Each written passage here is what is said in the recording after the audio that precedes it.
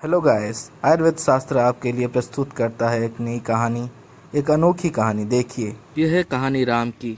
उसकी ज़िंदगी की सफलता की, उसकी ज़िंदगी की विफलता की, और कैसे वो ज़िंदगी में कुछ बड़ा कर पाया और हमारे लिए इंस्पिरेशन बन पाया। राम गरीब परिवार में जन्म लिया था।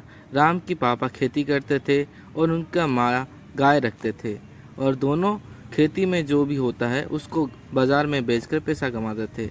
फिर राम के पापा ने उसको शहर भेजा कि जाके पढ़ाई करो और ज़िंदगी में कुछ बड़ा करो।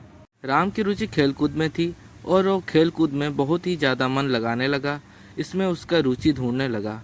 फिर क्या हुआ, एक दिन राम ने सुना कि उसका पापा का डेथ हो गया। वो तुरंत घर पहुंच गया और पहुंचते ही उसको पता चल गया कि उसका पापा का आखिरी इच्छा था कि वो शादी कर जाए और ज़िंदगी में एक परिवार बनाए, और माँ भी उसकी अकेली थी, इसलिए वो सोचा कि शादी करने से ही भलाई है। राम ने अपने सपनों को नहीं भूला। राम ने खेल कूद में और पार्टिसिपेट किया और कॉमनवेल्थ गेम में पार्टिसिपेट करके इंडिया के लिए गोल्ड मेडल लाया। राम दौड़ते चला गया अपनी ज़िंदगी में, और एक दिन खेल कूद में बहुत सारा मेडल लाया और अपने देश का नाम अपने देश और विदेश में बहुत प्रचार किया।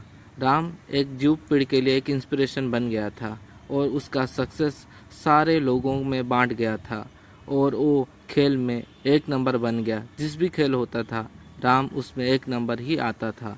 इसी से राम की ज़िंदगी की शुरुआत होती है। उसके बाद एकेडमी ज्वाइन कर लिया, डिफेंस एकेडमी, और वहाँ पर पायलट के तौर पर प्रैक्टिस करने लगा, और बहुत अच्छा ट्रेनिंग के बाद एक अच्छा पायलट बन के निकला और इंडियन एयरफोर्स के लिए वो काम करने लगा।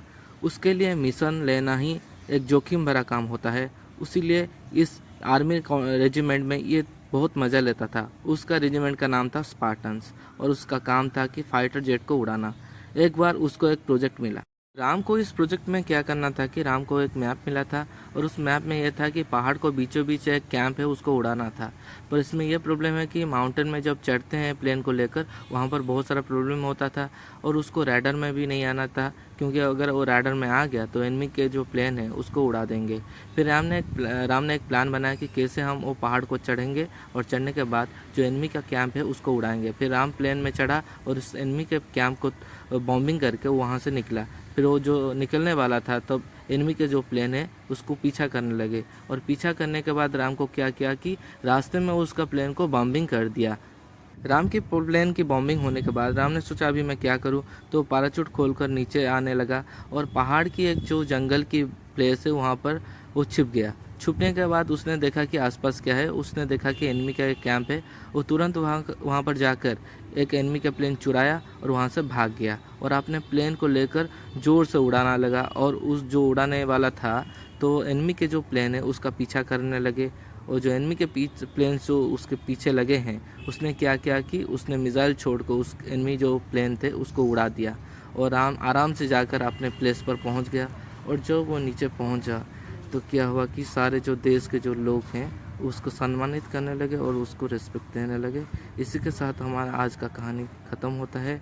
लाइक कीजिए, सब्सक्राइब कीजिए to our YouTube channel. Thank you friend.